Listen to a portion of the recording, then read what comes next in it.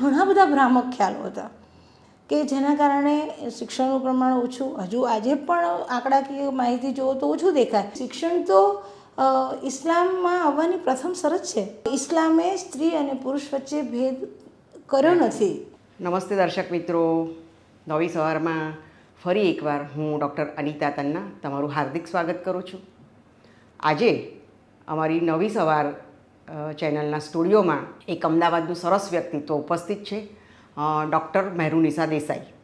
મહેરુનિસાબેન, તમારું સ્વાગત કરું છું. નમસ્તે. ડૉક્ટર મહેરુનિસા દેસાઈ મૂળ આંકડાશાસ્ત્રના અધ્યાપક.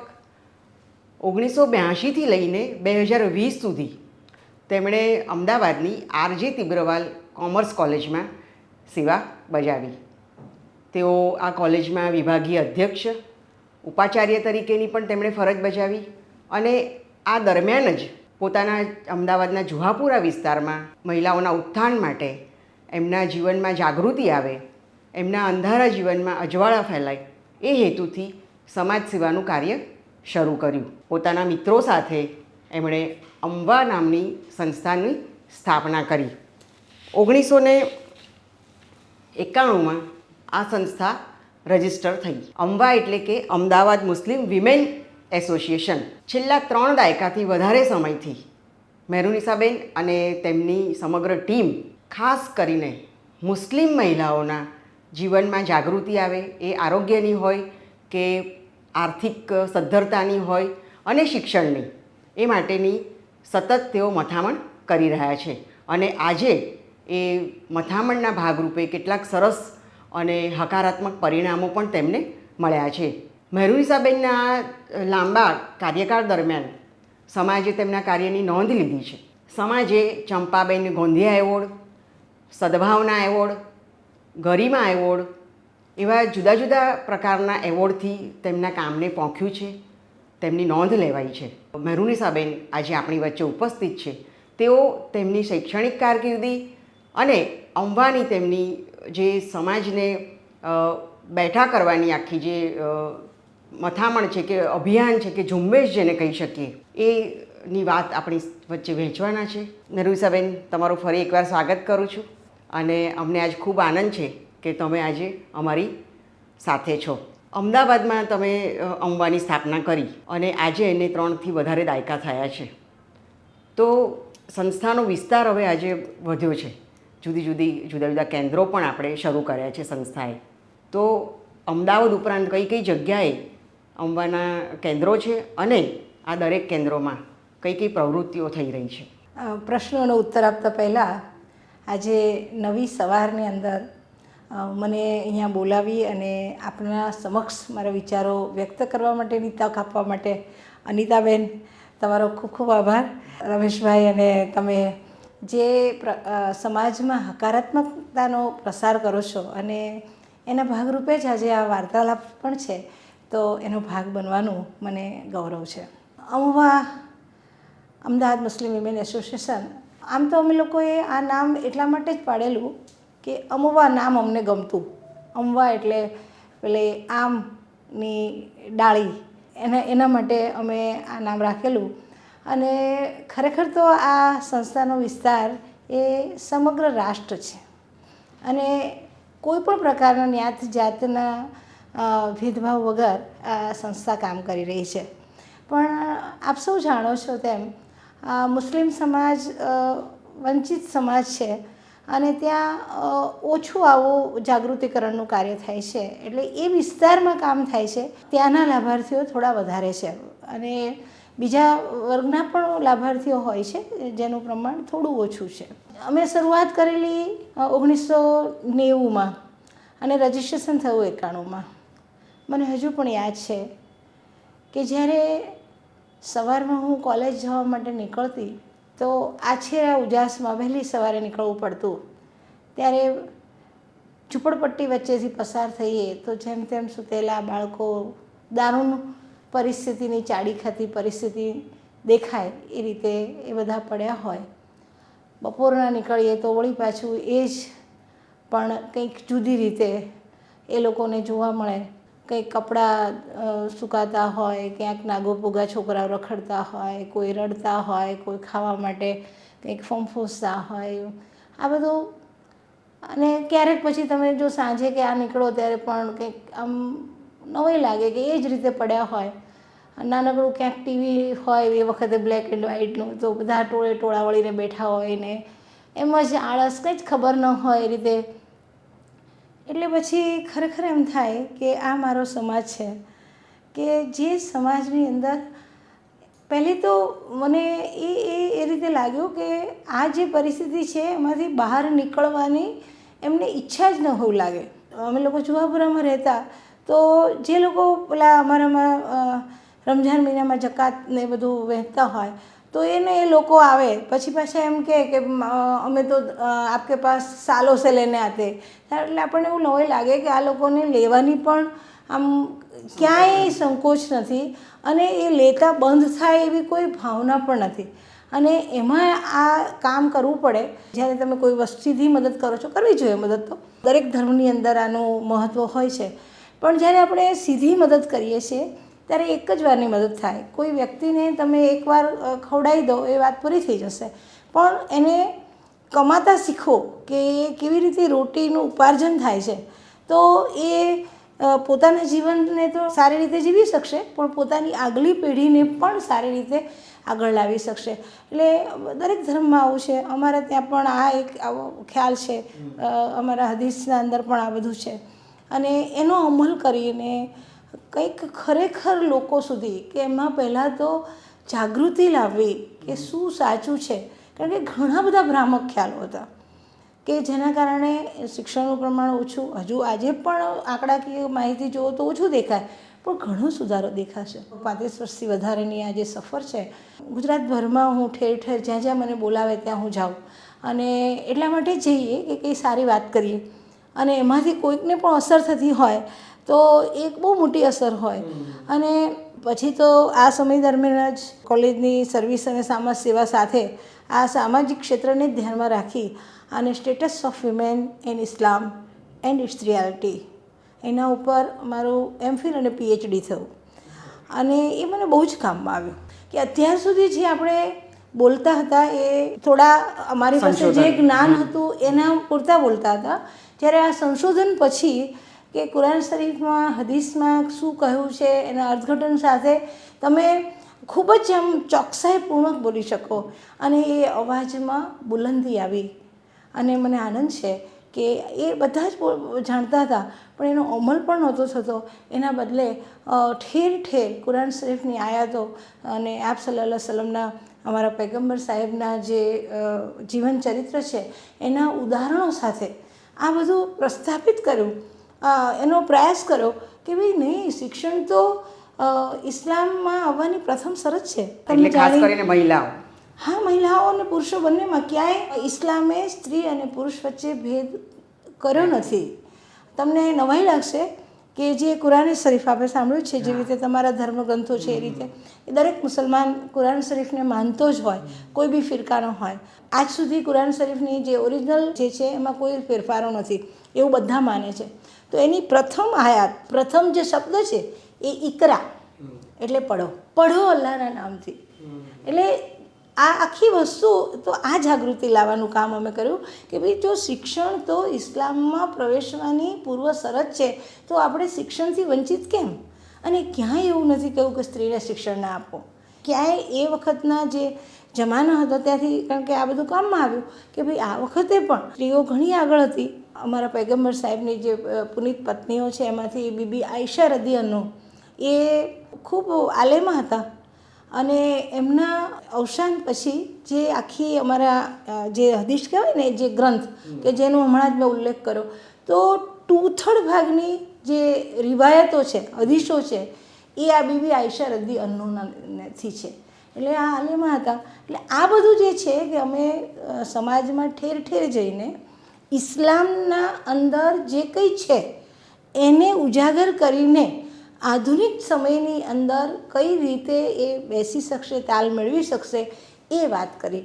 અને ખરેખર એમ કહીએ કે મને આનંદ છે કે એ વખતે અમે લોકો ડાયસ પર બેસતા અને કોઈ બેસાડતા અમને, ત્યારે એ લોકો ડાયસ પરથી કહેતા કે ભાઈ વો बच्चों को पढ़ा के क्या काम है, वो एसएससी के 12th पढ़ ले, बच्चों को पढ़ावे, ऐसे तो बहुत है. અને આજની તારીખમાં આ બદલાવ દેખાશે કે દરેક સ્ટેજ ઉપરથી આ બોલાય કે ના, દીકરીઓને ભણાવો, જેટલું ભણવું હોય એટલું ભણાવો. ઘણું બધું છે દરેક સમાજની અંદર છે કે ભાઈ બહાર દીકરી જાય તો ચિંતા થાય, એની સલામતીની ચિંતા થાય. તો હું વાત કરું કે ભાઈ સલામતીની ચિંતા હોય તો એ સમાજની જવાબદારી છે, આપણી જવાબદારી છે, થોડા ઘણા અંશે સરકારની જવાબદારી છે, પણ એમાં દીકરીનો કોઈ વાંક નથી. એને તો ભણાવો જ. એને ભણાવવા માટેનું જે વાતાવરણ છે એ આપણે પૂરું પાડવું પડશે. અને મને આનંદ છે કે આજે દીકરીઓનું જે એજ્યુકેશન હતું એની અંદર લગભગ 100%થી વધારો થયેલો જોવા મળે. કોઈ પણ તમે જુઓ, અમારા જુહાપુરાની અંદર શૈક્ષણિક આંકડાઓ લો કે પૂરા ગુજરાતભરની અંદર લો, અને જે રિઝલ્ટ આવે એની અંદર અમે લોકો તેજસ્વી તારલાઓનું સન્માન બધા કરતા હોય ને કરીએ તો એની અંદર મોટાભાગે 60-70% જેટલી દીકરીઓ આગળ હોય. એટલે આ પોઝિટિવ બદલાવ છે અને એનો મને આનંદ છે કે ધીરે ધીરે દીપથી દીપ ચડે. ઘણા બધી સંસ્થાઓ, ઘણી બધી વ્યક્તિઓ, આમાં કોઈ એકલાની તો આ વાત નથી, પણ એ દીપથી દીપ જલે એ રીતે આ દિશાની અંદર કાર્ય થયું છે અને હજુ પણ થઈ રહ્યું છે. અને આજની તારીખમાં જે મુસ્લિમ સમાજ છે એ શિક્ષણ પ્રત્યે જાગૃત થયો. સાથે સાથે અમારું જે જકાત ફંડ છે, મેં હમણાં જ કહ્યું કે જકાત ફંડ સીધું અપાય તો એ માત્ર સીધી મદદ થાય, એના બદલે હવે એનો ઉત્પાદકીય ઉપયોગ થાય કે જેના કારણે તમે જે પૈસા આપો છો એ આગળ જઈને એવી રીતે કામ કરે કે જેથી લેનાર દેનાર બને. તો એ દિશામાં વિચાર તો થયો છે અને ઘણું બધું કામ એ દિશામાં થઈ રહ્યું છે. તમે મને એમ કહું કે અંબાની પ્રવૃત્તિ જણાવી દીધેલું છે કે અમે શરૂઆત તો કરેલી મહિલા જાગૃતિ શિબિર અને સિલાઈ ક્લાસોથી. આજની તારીખમાં મેં જે હમણાં કહું એમ જકાતના ઉત્પાદકીય ઉપયોગ માટે પહેલ કરી છે મારી અંબાએ. શરૂઆતની અંદર અંબા ત્યાં જ્યારે ગ્રાસરૂટ લેવલ પર બેસી એટલે ખબર પડે કે ભાઈ નાની નાની જે જરૂરિયાત હોય એના માટે મહિલાઓ બહુ જ હેરાન થતી હોય અને પછી વ્યાજના વિષચક્રની અંદર ફસાઈ જતી હોય, આખી જિંદગી નીકળી જતી હોય. તો અમે પહેલાં અંબા બચત ગ્રુપ ઇન્ફોર્મલ લેવલ ઉપર શરૂ કરેલા કે જેમાં મહિલાઓ બચત કરે અને આપીએ આ તે. આગળ જતાં જ્યારે મારા હસબન્ડ SBIમાં હતા અને ડેપ્યુટી મેનેજર તરીકે જ્યારે નિવૃત્ત થયા તો એમનો સાથ મળ્યો એટલે મને થોડી હિંમત આવી. તો અમે અંબાની સહયોગી સંસ્થા the Meher credit and supply cooperative society શરૂ કરી અને અલ્હમ્દુલિલ્લાહ એ મને કહેવું ગમશે કે ઈશ્વર કૃપાથી એ ઘણું સારું કામ કરી રહી છે. અને એના કારણે બહેનોની જ બચત હોય અને એ બચતની સામે અમે એને વગર વ્યાજની લોન આપીએ અને એ ડિપોઝિટ કરે એટલે બચત કરતી પણ થાય, સામે એને લોન પણ મળે. 100 દિવસે 125 દિવસે આખું રોટેશન બદલાય એવું આમ કરેલું દીધેલું છે. એટલે નાની મોટી જરૂરિયાત માટે એમણે કોઈની સામે હાથ લંબાવવો ના પડે. તો આ જે પ્રવૃત્તિઓ છે એમાં લગભગ 10 વર્ષથી આ પણ શરૂ થઈ રહ્યું છે. 10 વર્ષથી તો આ મંડળી કાર્યરત છે અને બીજી બધી જગ્યાએ પણ આ પ્રકારનું કાર્ય ઇન્ફોર્મલ લેવલ પર અમારા જે બીજા સેન્ટર્સ છે, તમે કહું એમ અમારા કલોલ સેન્ટરમાં પણ આ નાના પાયા ઉપર એમને એમ ચાલતું હોય કે જેમાં બહેનો એકબીજાને મદદ કરે અને અંબા જે છે એ શરૂઆતની અંદર સહાય કરે. એટલે અમે આ પ્રોડક્ટિવ યુઝ જકાત ફંડનો એના ઉપર બહુ જ ભાર મૂકીએ છીએ. પણ ત્યાં બેઠા હોય એટલે બધું જ કામ કરવું પડે અને મહિલા તો છે, સ્ત્રી છે, એ પહેલાં બીજાને ખવડાવીને ખાતી હોય. એટલે જ્યારે મહિલાઓનું કામ કરતા હોય ત્યારે કોઈ પુરુષ કે બાળકો માટેનું કામ ઓટોમેટિક આવી જતું એવું લાગે, કારણ કે જનરલી આ બધું પરસ્પર છે ને આપણે બધા. આખરે તો સમાજ એ કુટુંબથી બનેલો છે અને દરેક કુટુંબ એ એકમ છે સમાજનું. એટલે અમે લોકો આ બધા બાળકો માટે પણ હમણાં અમે લોકોએ પહેલાં પણ શૈક્ષણિક સહાય આપતા હતા. આ વર્ષથી અમે લોકોએ મફત ટ્યુશન ક્લાસ શરૂ કર્યા, કારણ કે એ જોયું કે જે ગરીબ બાળકો હોય મોટાભાગે ગવર્મેન્ટ સ્કૂલમાં કે એમાં જતા હોય અને પછી એમને કંઈ આવડતું જ નથી હોતું. 5મા 6ઠા ધોરણમાં જાય હવે અને એને લખતા ના આવડતું હોય અને બહુ જ પાછળ રહી જતા હોય. તો અમે લોકોએ બહુ જ વ્યવસ્થિત રીતે અંબામાં ટ્યુશન ક્લાસીસ શરૂ કર્યા છે જે એકદમ ટોકન ફી અથવા તો તમે ન આપી શકે તો બિલકુલ મફત એ રીતે શરૂ થયા છે. અમે લોકોએ અમારી બહેનોના બાળકોને ભણવા તરફ વળે અને કારણ કે મજૂરી કરનારા વર્ગમાં અમારું કામ હોય છે. અને બધા ઘણા કહે ને કે આને મોટા પાયા પર લઈ જાઓ, તમે થોડું જામીનગીરી લો. પણ અમે જે કામ કરીએ છીએ ત્યાં બહેનો પાસે જામીન પર આપવા માટે કશું જ નથી. એમની પાસે પૂરા ડોક્યુમેન્ટ્સ પણ નથી હોતા, અને એ લોકોના માટે આપણે કામ કરીએ છીએ. થોડું અઘરું પણ બને, ચેલેન્જિંગ પણ બને, પણ થાય છે અને સંતોષ પણ છે. અને શૈક્ષણિક ક્ષેત્રે અમે બહુ જ મહત્ત્વનું કામ અત્યારે અમારા લગભગ છેલ્લા 5-એક વર્ષથી જે શરૂ થયું છે તે અમારા કોમ્પ્યુટર ક્લાસ. ઇન્ટરનેશનલ લેવલના સિલેબસ સાથેના આ જે કોમ્પ્યુટર ક્લાસ અમને ઇલ્મ ફાઉન્ડેશન ઘણું સારું કામ કરે છે. એના સહયોગથી અમે લોકોએ શરૂ કર્યા છે, જેમાં બીજું બધું અમારું હોય છે, પણ જે કંટ્રોલ હોય અને જે ઓનલાઈન ક્લાસીસનો ક્વોલિટી કંટ્રોલ હોય એ લોકો કરતા હોય છે. અને ગુજરાતભરમાં આવા બધા કેન્દ્રો ચાલે છે, અને અમારું સેન્ટર એમાં ખૂબ સારા સેન્ટરમાંનું એક છે. અને વેકેશનમાં ને એમાં એડમિશન પણ નથી મળતા, એટલું સરસ રીતે ચાલે છે. એટલે માત્ર આપણે યુવતીઓ એટલે કે બહેનો ના ના, એ બધા માટે. મેં એ તો કહું કે આપણે એક લેવલ પર ગયા પછી માત્ર યુવતીઓ માટે નથી કરી શકતા, કારણ કે કોમ્પ્યુટરનું નોલેજ આજે અનિવાર્ય છે. ગ્રેજ્યુએશન થતા હોય અથવા ભણતા હોય, સાથે સાથે જો તમને કોમ્પ્યુટર આવડે, અને એમાં બધા જ જાતના બહુ જ વૈવિધ્ય છે.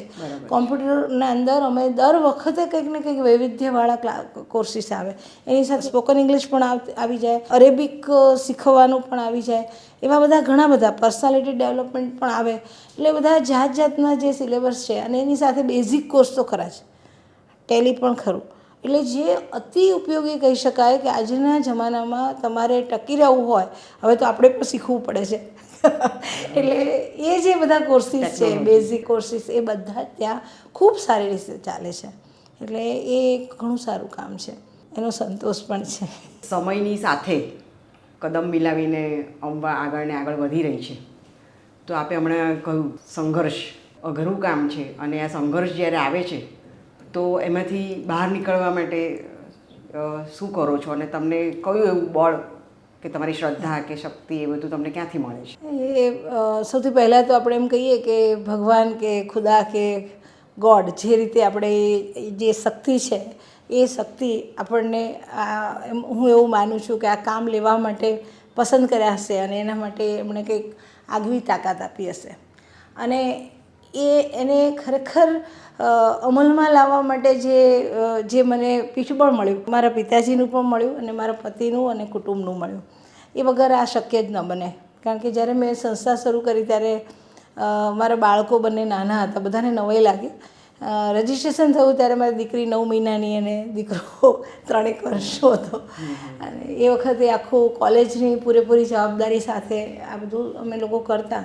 તો એ વખતે મારા મધર ફાધર એ મારા બાળકોને સાચવવામાં, અને મારા ફાધર તો પછી સંસ્થાને સાચવવામાં પણ જોડાઈ ગયા આગળ ઉપરથી, અને એમણે ઘણું કામ કર્યું. અને માતાનું નામ કહેશો, અને તમારું મૂળ વતન ગામ એ બધાની પણ વાત કરો. અમે ધંધુકા ગામના છીએ, કાઠિયાવાડી. એ ધંધુકામાં જ મારો જન્મ થયો. મારા ફાધર એ વખતે ગ્રામસેવક હતા. એવું કહેવાય છે કે જ્યારે મારો જન્મ થયો ત્યારે જ મારા ફાધરને ગ્રામસેવકની નોકરી મળેલી. એ પહેલાં માસ્તર હતા ગામમાં. હું બહુ લાડકી હતી. એ જમાનામાં મારા જન્મ વખતે એમણે પેંડા વહેંચેલા. હું બીજા નંબરનું સંતાન છું. એટલે મારા ફાધર જે મૂળ ટીચર હતા, પછી ગ્રામસેવક તરીકે કામ કર્યું. જોકે રિટાયર થયા ત્યારે એ આંકડા અધિકારી તરીકે અહીંયા પંચાયત ઓફિસમાંથી રિટાયર થયા. પણ બેઝિક જે એમનું જે ટીચર તરીકેનું એમનું જે વ્યક્તિત્વ હતું ને, એમની અસર અમારા ઉપર બહુ પડી. એટલે નાના નાના ગામમાં એમની બદલીઓ થાય. મારું બાળપણ છે એ ભડિયાદ, રાણપુર, ગુંજાર, વાગડ એવા નાના નાના ગામોમાં વ્યતીત થયું. એટલે નાના ગામ હોય કે તમે દોડો ને આમ એક આપણી સોસાયટી જેટલા લગભગ એટલા ગામ હોય. અને એની અંદર મારા ફાધર ગ્રામસેવક હોય એટલે એમની પાસે એક ફરતી લાઇબ્રેરી હતી. અને એ લાઇબ્રેરીમાં એક મોટું ટંક જેવું હોય, અને એની અંદર બધા પુસ્તકો હોય, બધા લઈ જતા હોય. એટલે બીજા બધાએ તેનો લાભ લીધો હશે, પણ અમને એનો લાભ બહુ મળ્યો. એટલે અમે નાના હતા ત્યારથી પેલો છકો મકો ને અડુક્યો દડુક્યો ને માનસીન સાહસી ને એવા બધા પુસ્તકો નાના નાના બાળકોના જે હોય એ બધા વાંચતા. આગળ જતાં પછી નવલિકાઓ નવલકથાઓ વાંચતા થયા. એટલે આ અમને ખૂબ સારું જેને કહેવાય ને કે ભાથું મળ્યું. મારા ફાધરનું બીજું મેં કહું એમ કે હું થોડી લાડકી પણ હતી, એટલે પહેલેથી મને બહુ એમણે સ્વતંત્રતા આપેલી. અને એટલા માટે મારું જે વ્યક્તિત્વ છે એમ કહેવાય કે બોલ્ડ વ્યક્તિત્વ છે એમ અમે સ્વીકારીએ. એટલે એમાં તો એ એમની દેન છે, કારણ કે એમણે ક્યારેય તે દીકરી દીકરા પ્રત્યે ભેદ નથી રાખ્યો. એક તમને કહું તો એ જમાનાની વાત છે કે અમે લોકો ગામડામાં રહેતા અને સવારમાં પપ્પા ગ્રામ સેવક હતા એટલે નેચરલી પેલું છાપું બાપુ આવે, છાપું વાંચીએ, ભલે ત્યારે ફાનસ હતું. તો એકવાર કંઈક મારી મધર એને કહું, હું એમની વાત કરીશ પછી, કે કચરો વાળી નાખ મેરુન. તો હું કંઈક એવા મૂડમાં હોઈશ તો મેં કીધું શેનો કચરો વાળું, ભાઈ છાપું વાંચે છે ને હું કચરો વાળું. એટલે મારા ફાધરે સાંભળ્યું એટલે હસ્યા. પછી કે એમ કરો, પહેલાં તમે બંને છાપું વાંચો, પછી બંને ભેગા મળીને કચરો વાળજો. એટલે આ જે છે ને આપણે જે અત્યારે જેન્ડર ઇક્વાલિટીની વાત કરીએ છીએ ને એ અમારા જીવનમાં એમણે વણી લીધી એમ. એટલે હું નાની હતી ત્યારથી હું પોતે પતંગ પણ ચડાવતી, ફટાકડા બી ફોડતી, બધું. એટલે આજે છે દીકરી આ ના કરી શકે ને એના એવું નહીં ખૂબ જ. એટલે એ બહુ મોટી વસ્તુ હતી કે જેમાં મારા વ્યક્તિત્વના વિકાસમાં એમનો બહુ મોટો ફાળો છે. મારી માતા જે છે એ ફાતમાબેન, એમનું કેવું હતું, ભણેલા નહોતા પણ હું એમ કહું ગણેલા ઘણા હતા. એ હંમેશા એ મને બહુ જ એમની સાહજિક ગામઠી ભાષામાં હંમેશા માર્ગદર્શન આપતા. અને એ મારા મગજમાં પણ એવું થતું, કારણ કે હું જે સમયની વાત કરું છું નાના નાના ગામડામાં, ત્યાં તો 12-13 વર્ષે દીકરીઓ પરણી જાય. અમારે જે ગુંજાર ગામમાં હું છેલ્લે ભણતી હતી ત્યાં 6ઠા-7મામાં ભણતી છોકરીઓને લગ્ન થતા હોય. અને એ જે ગામ હતું, એ જે સ્કૂલ હતી એમાં એક ઓરડો હતો. એ ઓરડાની અંદર 6ઠું-7મું સાથે બેસતું, ઓસરીમાં 5મું ધોરણ બેસતું અને 1થી 4 ધોરણ જુદા જુદા ઝાડ નીચે બેસતા. આવી અમારી સ્કૂલ હતી. એટલે ત્યાંથી અમે લોકો અહીંયા સુધી પહોંચ્યા. એટલે મારી જે મધર છે એ મને હંમેશા એમ કહેતી કે મારી દીકરીને જ્યાં સુધી ભણવું હશે ત્યાં સુધી ભણવાનું છે. ઘણી બધી વાર મને કંટાળો આવે અને એ બધું હોય એટલે મમ્મી શું કહે કે લોટ જેમ બાંધીએ ને બેટા તો એમ વધારે સારી રોટલી બને. એટલે હું એમ કહું ને કે મેં તો વાંચી લીધું, એટલે કે તું ફરી ફરી વાંચ તો તારું પણ અભ્યાસ વધારે સારો થશે. એટલે પ્રેક્ટિસ મેક્સ પરફેક્ટ. એ જે વસ્તુ જે છે, એ સિદ્ધાંત જે છે એ અજાણપણે એણે મને શીખ્યો. અને ઘણી બધી વાર પેલા એમ કહીએ કે બેઠા હોય ને વાંચીએ છીએ આ તે, તો ગામડામાં બધું કામ બી કરતા હોય, જાતે જ કરતા હોય. એટલે પાણી ભરવા અમે લોકો કૂએ જતા, એટલે પેલું એમ કહીએ ને કે વાંચીએ છીએ તેમ. એટલે પછી મમ્મી કહે જાને બેટા એક બેડું ભરી લાવ પાણીનું, એટલે તારું મન ફૂલ થઈ જશે. એટલે પ્રફુલ્લ થઈ જશે, એના બદલે ફૂલ થઈ જશે કે. એટલે change of the work is rest. આ બહુ મોટો સિદ્ધાંત એ મારી અભણમાએ મને શીખવાડેલો એ વખતે.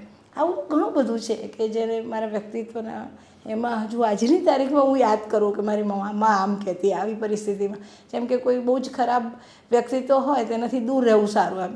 તો એ એની ભાષામાં આપણને શીખવાડે કે એની નજીક ના જવું, આપણે એનાથી દૂર એ કરી લેવું. કારણ કે એના જોડે જો તમે ભાંગજોડ કરવા જશો તો તમે તમારું કામ ભૂલી જવાના.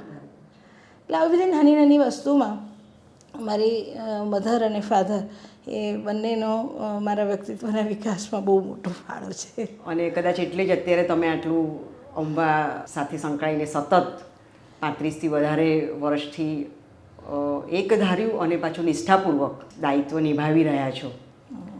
અત્યાર સુધી મારું હિસાબે કેટલી બહેનોને આપણે પગભર કરી હશે અને મને લાગે છે કે એમના જીવનમાં અજવાળા પાથર્યા હશે. ઘણી બહેનો અમારે ત્યાં સતત ક્લાસીસ ચાલે, એટલે હજારોની સંખ્યામાં આવે.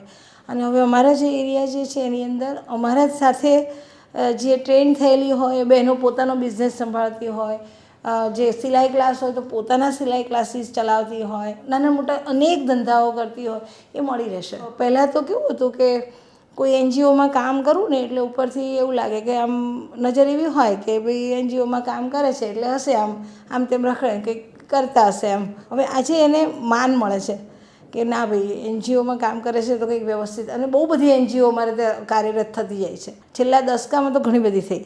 એટલે હું ઘણીવાર ગાંધીજીના વિચારો વ્યક્ત કરું કે ગાંધીજી કહેતા કે દરેક શેરીએ શેરીએ એવું કામ થવું જોઈએ કે જ્યાં સમાજનું કામ થતું હોય. જે કંઈ સંસ્થા ઊભી થશે કંઈક તો કરશે ને, અને એ સમાજ માટે ઉપયોગી હશે.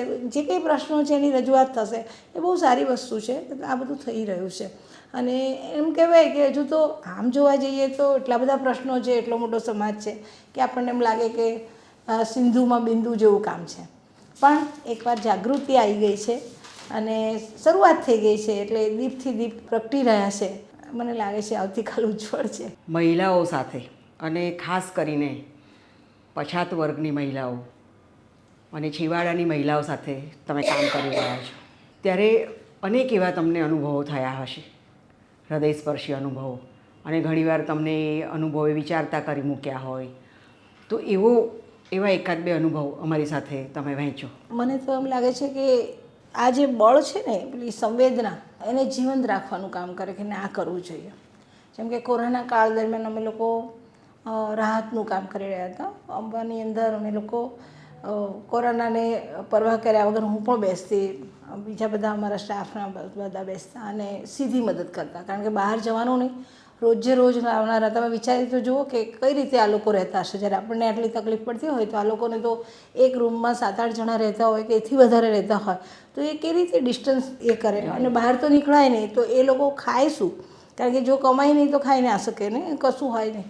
તો એ વખતે અમે જે કામ કરતા હતા ત્યારે એક જે સ્ટાન્ડર્ડ નક્કી કર્યા હતા એ પ્રમાણે અમે સહાય આપી રહ્યા હતા. કારણ કે અમારી પાસે પણ અનલિમિટેડ સોર્સિસ ન હોય. તો એ વખતે કોઈ એક ભાઈ, આમ જેને કહેવાય ને કે રૂઆબદાર વ્યક્તિત્વ ધરાવતા, એમ કંઈ આવી ગયા અને હશે 40ની આજુબાજુ એમની ઉંમર. અને પછી મને કહે કે તમને મળવા માગે છે. તો જનરલી અમે કોરોનામાં તો ક્યાં મળવાનું, પણ અમે જોયું તો મેં કીધું મોકલે ભાઈ. તો એ આવ્યા. પછી બહુ જ સંકોચ સાથે એક તરફ ઊભા રહ્યા, અને પછી કહે કે મને બહુ જ સંકોચ થાય છે કે મારી પોતાનો બિઝનેસ છે અને હું આ રીતે ઊભો હોય એવું એટલે કોઈ સવાલ જ નથી. પણ કે મારા ઘરમાં અત્યારે કશું નથી અને મારા બાળકોને એના માટે મારે, અને પછી એ બોલી ના શકે, આગળ બોલી જ ના શકે, અને એમનું હૃદય ભરાઈ આવ્યું એમ.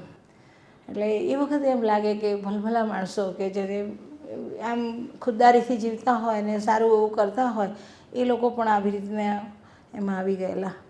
અને એ વખતે આપણને એમ થાય કે ના, આજે મેં હમણાં જ કહ્યું કે સીધી મદદ આમ જનરલી ના કરતા હોય, પણ આવા સંજોગોની અંદર અમે લોકોએ ઘણી બધી સીધી મદદ પણ કરી.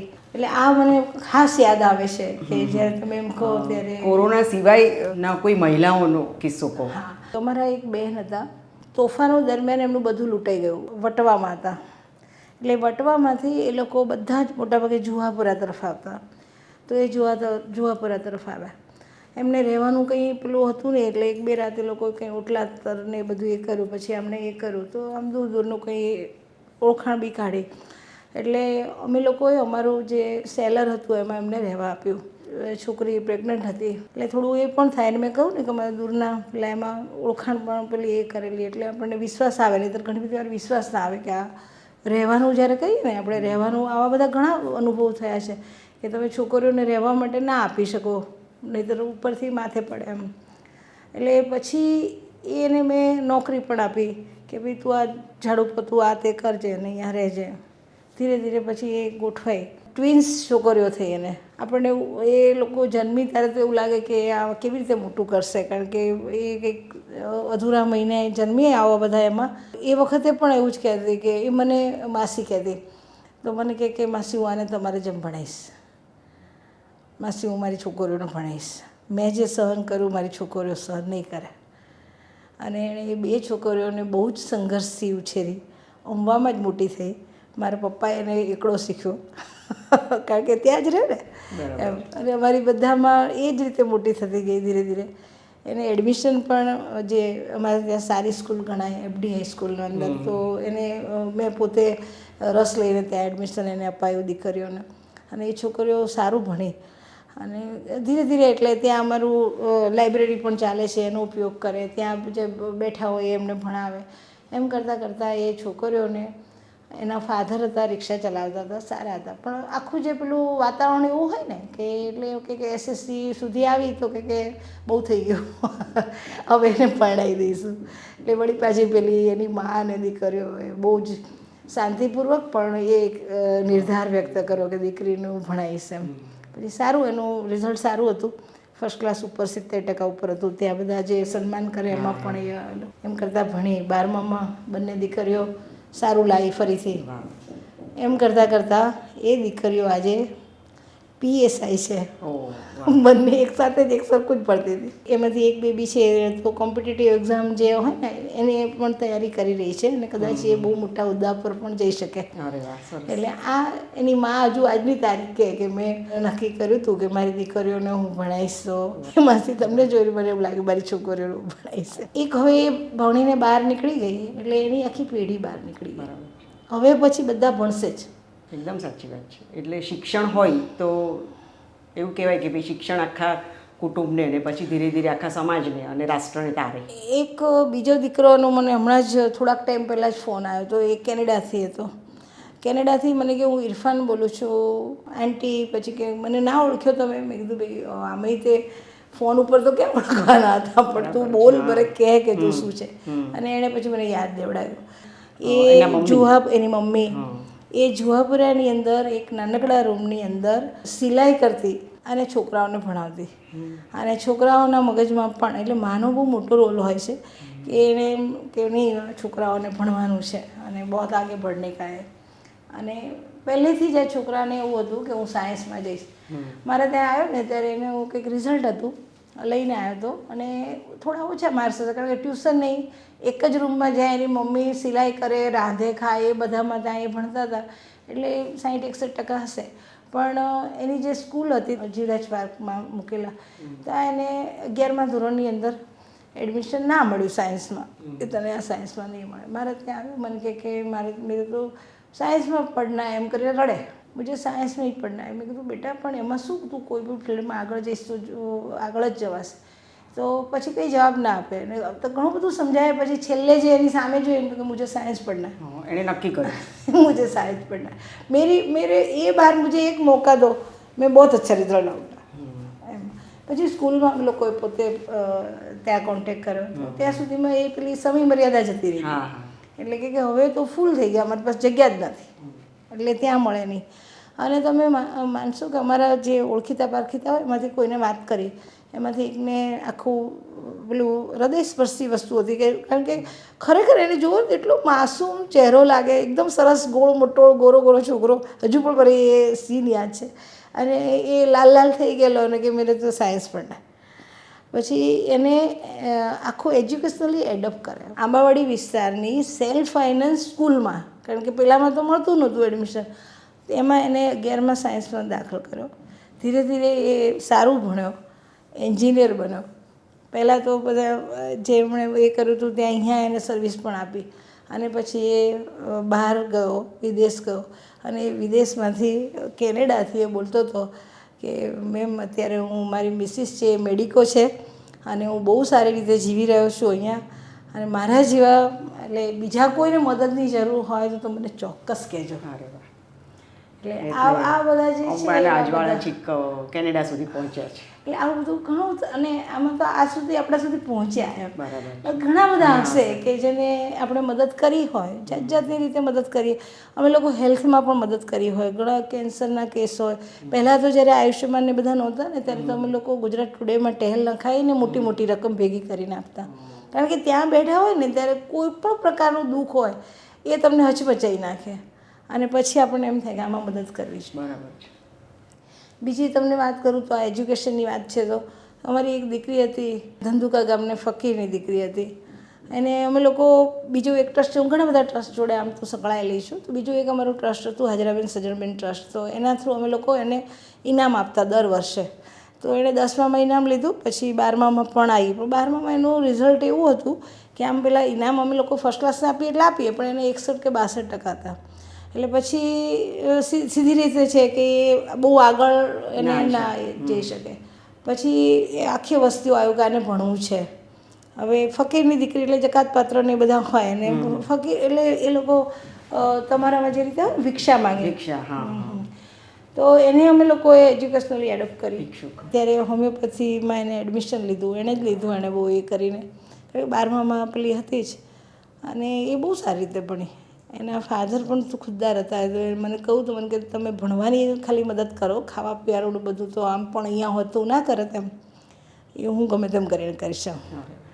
અને એ છોકરી આજે સરસ ડૉક્ટર બની છે. અત્યારે એ જ પેલું એમ કહીએ ને કે ભાઈ વારસો જળવાઈ રહે, એટલે અંબામાં પણ જોડાઈ ગઈ છે, ડૉક્ટર હફીઝા દિવાન. તો અત્યારે ત્યાં ધંધુકા પડાણા ને રોજકા ને એ બધાનું એ ધ્યાન રાખે, એ અને સારી પ્રેક્ટિસ કરે છે. આરોગ્યના ક્ષેત્રે એ કામ કરી રહ્યા છે. એનું પોતાના ક્લિનિક પડાણામાં પણ છે, ધંધુકામાં છે, કરી રહી છે આમ. એટલે તમારી જેમ જ કે ભાઈ વ્યવસાયની સાથે સાથે પણ સમાજ સેવા, સમાજ સેવા સાથે સાથે કરો, સાથે સાથે એવું જ કહે છે કે ના હું કરીશ, તમારા પગલે ચાલીશ. એટલે આ બધું છે કે આવતીકાલે હું પોતે એ વિચારું કે આજે આપણે છીએ, આજે હું છું, કાલે નહીં જ હોય, બધાએ જવાનું જ છે. ક્યારે જશે આપણને ખબર જ નથી. તો એ વખતે કામ જે છે અટકવું ના જોઈએ. બહુ સરસ. So much go on. એટલે તમે આગલી પેઢીને એટલે તૈયાર કરતા જાય કે ભાઈ બધા કરતા જ જાય એમ. આગળ ઉપર અમે કામ ચાલુ. એટલે સમય સંજોગો જેમ બદલાય એમ કદાચ જરૂરિયાતો સમાજની બદલાશે, એના પ્રશ્નો એ પ્રમાણે એ લોકો બદલી શકે ને, એ લોકો પ્રમાણે એવું કામ કરી શકે ને. બરાબર. આવા ઘણા બધા હશે. આજે મેં તમને કહું કે ભાઈ આમ જેને કે વ્હાઇટ કોલર જોબ વાળાની વાત કરી, બાકી તો તમે નાના મોટા ધંધા કરનારાઓ તમને અનેક મળે. કે ભાઈ ચલો કશું જ નહોતું, રોટલા પર સૂતા હતા ને પછી અહીંયાથી મદદ મળીને ધીરે ધીરે ધીરે કામ કરતા થયા. અને કોઈ ઇડલી વેચે છે, એનું પોતાનું આખું સરસ એ કરે, કોઈ રોટલીઓનું આખું પેલું હોટલમાં સપ્લાય કરતા થયા, અમારા સમીમબેન કરે છે એવી રીતે. તો એવા બધા તમને દેખાય કે ઘણું બધું એ કરી રહ્યા છે. હું તમને વાત કરું તો મારા એક ટીચર હતા, નાની એટલે છોકરી છે પણ બહુ હોશિયાર. હવે એણે એમ કહું મારા ફાધર ફ્રૂટની લારી ચલાવે છે અને એકાએક એમને કમરની અંદર તકલીફ થઈ, મણકાની, સ્પાઇનનું આખું. હવે એટલે ઘણીવાર એમ થાય કે એજ્યુકેશન બી કામમાં આવે, મદદ એકલી કામમાં ના આવે. એ દીકરી હોશિયાર છે, 12મું સાયન્સ પાસ કરીને એ જોડાઈ હતી, એની આખી અલગ સ્ટોરી છે. તો એણે એમ કહું કે ના, પછી મેં મારી દીકરીને એણે એની રીતે બધા, કારણ કે ગવર્મેન્ટના અંદર જવું, ગવર્મેન્ટ હોસ્પિટલમાં કેટલો બધો ટાઈમ જાય, તમને આવડવું જોઈએ, પણ એણે દોડાદોડી કરી. અને એ જ આવ્યું કે ભાઈ આ ઓપરેશન ધીરે ધીરે એ પેલા અપાહિજ જેવા થતા જતા હતા, ચાલી ના શકે, એ ના શકે. ડૉક્ટરે ને પછી મારી દીકરીનું પણ ક્રોસમાં અમે લોકોએ લીધું, ડૉક્ટર છે ને મારી બેબી.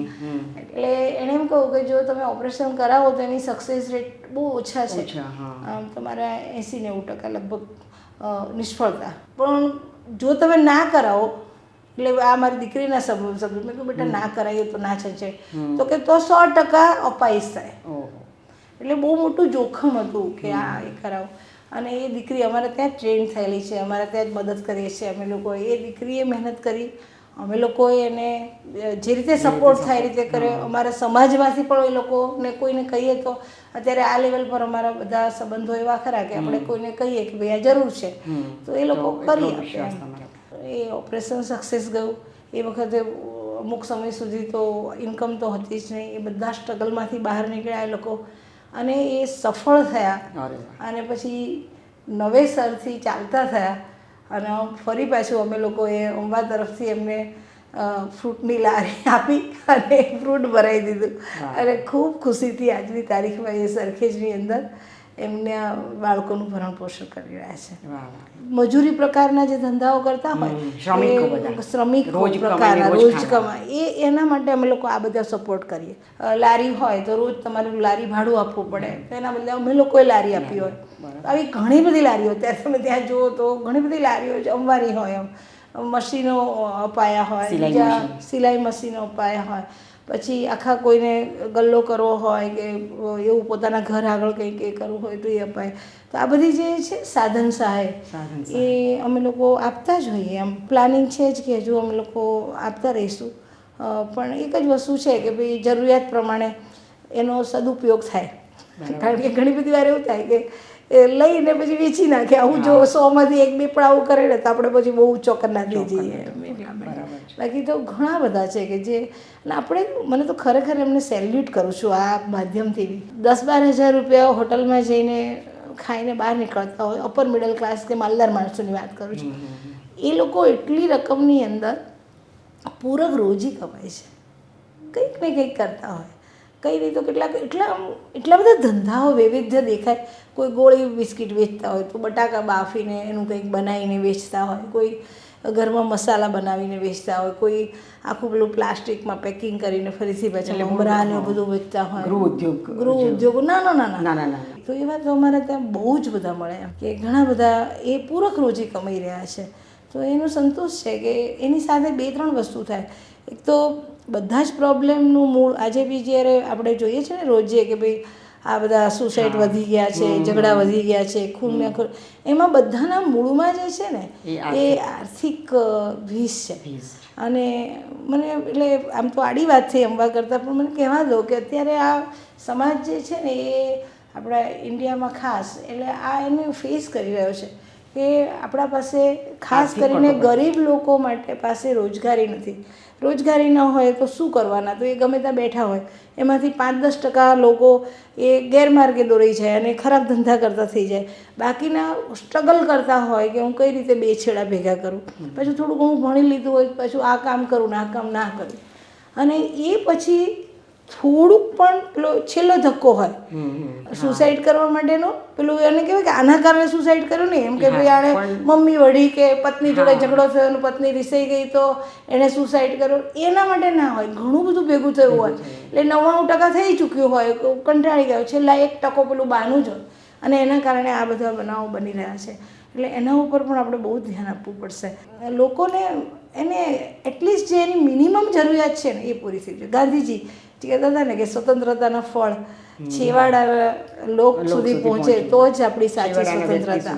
એટલે એ સાચી સ્વતંત્રતા મેળવવાની હજી બાકી છે. આ છેલ્લા કોઈક ફિગર મેં ક્યાંક વાંચ્યું હતું કે આજની તારીખમાં આપણા ત્યાં 1% લોકો પાસે 40% સંપત્તિ. એટલે કેટલું બધું અસમાનતા વહેંચવું પડે. એટલે અને એના માટે આપણે પ્રયત્ન કરવા પડે. સિદ્ધાંત ગાંધીજીએ વાત કરી કે ભાઈ જે આપણે છે એટલે ભગવાને પોતાનું નથી. અને ખરેખર અનિતાબેન, જો આ ઉંમરે પહોંચ્યા પછી હું વિચારું ને કે ખરેખર આપણે કેટલું જોઈએ એમ. એટલે અપરિગ્રહ તારું જે વાત છે ગાંધીજીએ કરી હતી ને, એ પછી તમને એમ થાય કેટલું દોડ કરીને તમે બધું ભેગું કરો, તમે ભોગવશે કોણ? અને જો તમે આવનારી પેઢી માટે ભેગું કરતા હોય તો કોને ખબર કે એ આવનારી પેઢી આ જ પૈસાના કારણે બગડશે નહીં. સારું સંતાન હશે તો એ પોતાની રીતે કરી જ લેવાના છે, અને નહીં સારા હોય તો તમે ગમે તેટલા પૈસા મૂકેલા હશે એ અવળા જ માર્ગે જવાના છે. એટલે બહુ સમજવા જેવી વસ્તુ છે કે આપણે ખરેખર બચત પણ કરવી જોઈએ, એના માટે કોઈ સંકટના સમયના માટે આયોજન પણ કરવું જોઈએ, પણ પાગલ પણ નહીં. કુટુંબ, સમાજ એને પ્રેફરન્સ આપવો પડે કે જે સમાજે તમને જે આપ્યું છે એ તમે પાછું પણ આપો, એવી ભાવના પણ હોવી જોઈએ. આ બધા સાધનો છે, સાધ્ય નથી. સાધ્ય તો છેલ્લે આપણું પોતાનું સંતોષ, આપણો પોતાનું સુખ, સુખી સમાજ, અને છેલ્લે તમે જો ભગવાનમાં માનતા હોય તો એ જ કે ભાઈ એવી રીતે આપણે જીવવાનું છે કે છેલ્લે આપણે શું કર્યું એનો જવાબ ભગવાનને આપવાનો છે. અને જ્યારે ભગવાને તમને કંઈક આપ્યું હોય તો તમે હમણાં જ કહો એમ કે આપણે પાછું આપવાનું છે. બહુ સરસ મેહરુનિસાબેન, અમારી શુભેચ્છાઓ, અમારી ભાવનાઓ તમારી અને આપણે તો કહીએ જેમ કે ભાઈ સમગ્ર સમાજ સાથે છે, એટલે એવું કહીએ કે સ્વથી લઈને સમષ્ટિ સુધીનું કલ્યાણ આપણે ઈચ્છીએ છીએ, અને એ તરફ જ આપણા બધાના કાર્યોને એવી જ પ્રવૃત્તિઓ તરફ આપણને હંમેશા પરમાત્મા કે જે શક્તિ છે આપણને બધાને પ્રેરણા આપે. સ્વથી સર્વ સુધી જે આપણી યાત્રા છે કે આપણી જે ભાવના છે એ અવિરતપણે ચાલુ રહે ને એ માટે, અને તમે એ જ માર્ગે આગળ વધી રહ્યા છો, એ ભાવના સાથે આગળ વધી રહ્યા છો. આ જે મારા મા બાપ તરફનું મને જે પ્રોત્સાહન મળ્યું એની સાથે હું જ્યારે કોલેજમાં ગઈ ત્યારે અમારા કોલેજના પ્રિન્સિપલ આદરણીય સ્વર્ગસ્થ BM પીરજાદા સાહેબ, એમનો પ્રભાવ વ્યક્તિત્વ પર ઘણો રહ્યો. એમણે એ 4 વર્ષની અંદર ઘડ્યા, અને એ બધા જે આખા પ્રોગ્રામ પણ એવી રીતના બને કે જેની અંદર તમારું વ્યક્તિત્વ ખીલે અને એમની જે વાત હોય અને જે બધાને અંગત રીતે આગળ લઈ જાય. અને એ પછી ગ્રેજ્યુએટ થઈ ને બીકોમ 78માં હું બીકોમ થઈ અને એક અઠવાડિયામાં મને એફડી હાયર સેકન્ડરીના ઓપન ઇન્ટરવ્યૂમાં નોકરી મળી ગઈ. એટલે હું ત્યાં જોડાઈ ગઈ. એ સાહેબ અમને મળ્યા 2 વર્ષ પછી. હું તો અહીંયા આવી ગઈ હતી તરત જ રિઝલ્ટ પછી. તો મને રીતસરની ખખડાવી. મને તો ખખડાવી, મારા પપ્પાને પણ ખખડાવ્યા કે તમે બહુ ટૂંકા ગાળાનું વિચાર્યું, તમે આટલું સારું કર્યું. હું ત્યાં સેન્ટર ફર્સ્ટ આવતી એટલે મને કે તમે ટૂંકા ગાળાનું વિચાર્યું, તમે બનીને ટીચર બની ગયા તો મને તેમ કે ખુશ થશે હાયર સેકન્ડરી ટીચર. એટલે મને ખખડાય. અને પછી એમણે જે રીતે મને આખા મારી કરિયરમાં અમને ગાઈડન્સ આપ્યું અને હું પ્રોફેસર બની. એ ધંધુકા લઈ ગયા. ધંધુકા 1 વર્ષ ત્યાં મેં સર્વિસ કરી અને પછી મને એમકોમ વિથ સ્ટેટસિસ કર્યું અને હું અહીંયા એલજેમાં જ્યારથી શરૂ થઈ ત્યારથી એમના છત્રછાયામાં મને આખું વ્યક્તિત્વનું ઘડતર થયું. શૈક્ષણિક કારકિર્દી તમારી. શૈક્ષણિક કારકિર્દી અને એમનું જે હતું ને કે જ્ઞાત જાતના ધર્મ કોઈ જ ભેદભાવ વગર એ કામ કરતા પીરજાદા સાહેબ. અને એની અસર અમારા પર બહુ આજની તારીખમાં પણ અમારા જે વિચારો છે એમાં એમની અસર, અમારું જે મિત્ર વર્તુળ કહેવાય, અમારા કલીગ્સ કહેવાય, એ બધામાં એમની અતૂટ છાપ. અત્યારે એમના માટે પ્રાર્થના કરીએ કે એ હશે જ્યાં છે ત્યાં એમનો દિવ્ય આત્મા આપણને પ્રકાશ આપતો રહે. તમારી આ જે શૈક્ષણિક કારકિર્દી અને પછી આ જે સેવાકીય પ્રવૃત્તિઓ છે એમાં તમે આગળ ઉલ્લેખ કર્યો કે તમારા પતિ દેસાઈ સાહેબ તો તમને મદદ કરે જ છે, પણ તમારા બીજા પરિવારો ધારો કે સંતાનો ને બધાનો કેટલો તમને સહયોગ છે? મારા સંતાનો ખરેખર બહુ ગૌરવથી એને ઉલ્લેખ કરે. એ જ્યારે ઉલ્લેખ કરે, બીજા બધા ઉલ્લેખ કરે ત્યારે બહુ કંઈ આમ બહુ ફેર ના પડે, પણ જ્યારે બાળકો કહે ને ત્યારે બહુ ગમે છે અને એ લોકો ગૌરવથી એને નોંધ લે છે. અને એ લોકો હંમેશા ઉછેર જે રીતે થયો હતો ને, કદાચ એમને આ બાળકો જે છે ને એટલે હું ભાષણ આપતી હોય ને તો માઇક લઈને એ જોડે બોલવા માંડે એવું વાતાવરણ હતું એમ. કારણ કે અમારી સંસ્થા પેલી હતી, હું સ્થાપના કાળથી જ પ્રમુખ હતી, તો 4-5 વર્ષના લોકો હોય એમની કવિતા સરસ હોય ને જે પેલો સરસ મેસેજ આપતી, તો એ માઇક પર બોલતા એ કરતા હોય અને એ લોકોએ પણ ઘણું એડજસ્ટ કર્યું. અને એટલું તો કહેવું પડે અનિતાબેન કે જ્યારે કંઈક મળવું હોય ત્યારે ક્યાંક ત્યાગ કરવો પડે છે. એટલે જ્યારે તમે સમાજ સેવા કરો, વ્યવસાય કરો અને કુટુંબને સાચવવાનું હોય તો કુટુંબને પ્રાધાન્ય તમે આપ્યું છે મને ખબર છે. એટલે કુટુંબને પ્રાધાન્ય આપવાનું હોય તો એ વખતે તમારો મી ટાઈમ ઓછો થઈ જાય અથવા નહીં જેવો થઈ જાય. કે જ્યારે લોકો સૂતા હોય, જ્યારે લોકો ટીવી જોતા હોય, જ્યારે લોકો કંઈક પોતાની રીતે મૂવી જોવા અને ફરવા જતા હોય ત્યારે તમે કંઈક બીજા કામ કરતા હોય, કે બાળકોના કામ કરતા હોય, આ કામ કરતા હોય. તો આ બધું જે છે બધા પણ ખરેખર એટલે બાળકોનો પણ સાથ કે એમણે ક્યારેય તે બહુ જ હસતા હસતા એમને જે કંઈ પરિસ્થિતિ હતી એમાં એ લોકો આગળ વધ્યા. અને મને ગૌરવ છે કે બંને બાળકો પોતાની રીતે આજે પણ દીકરી દુબઈમાં છે, એમડી ફિઝિશિયન, એસ્ટર કંપનીમાં બહુ સરસ રીતે કામ કરી રહી છે. દીકરો શિકાગોમાં છે અને એ બી ત્યાં અહીંયાથી બી મિકેનિકલ થઈને ગયો હતો, ત્યાં એણે ડબલ માસ્ટર ગ્રેજ્યુએશન કર્યું અમેરિકાની યુનિવર્સિટીમાં અને સારું કરે છે. ઈશ્વર કૃપા છે. ઘણીવાર એવું લાગે કે આ બધું જે છે ને ઈશ્વર કોઈક રીતે પાછું આપતો હશે, એટલે એ પાછું આપે છે. ઈશ્વરે આપ્યું, આપણે સમાજને આપ્યું, વળી પાછું ઈશ્વર ફરીથી આપે છે કે જેના કારણે તમે અંગત રીતે સુખી હોય તો જ તમે બીજાનો વિચાર કરી શકો ને. અમારી દરેક પ્રકારની શુભેચ્છાઓ અમારી સાથે છે. આંકડાશાસ્ત્રની સાથે સામાજિક પ્રવૃત્તિને જોડીને તમે જે કાર્ય કરી રહ્યા છો એ માટે તમને અભિનંદન અને શુભેચ્છાઓ. ખૂબ ખૂબ આભાર. નવી સવારમાં આવ્યા અને તમારો ખૂબ આનંદ થયો પેટ છૂટી વાતો કરવાનો અને મને તો મારો ભૂતકાળ યાદ કરવાની બહુ મજા આવી. ખૂબ ખૂબ આભાર અનિતાબેન. અમે પણ તમારો આભાર માનીએ શુભેચ્છા. છીએ. નમસ્તે.